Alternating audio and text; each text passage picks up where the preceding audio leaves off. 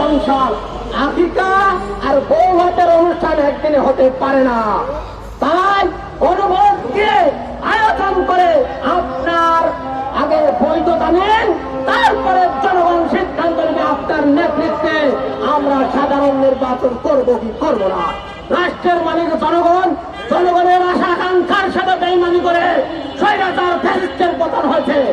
আর যারা আগে দিনের ভোট রাতে হতো বাংলাদেশের ভোট তারা আমেরিকায় করতে চান, যারা পাঠানো নির্বাচনের মাধ্যমে বিশেষ গোষ্ঠীকে ক্ষমতায় বসাতে চান, জনগণ তার বাংলা জবাব দেবে।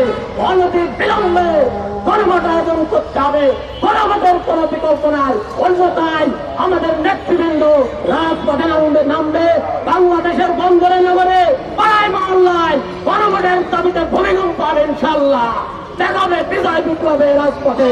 আল্লাহ।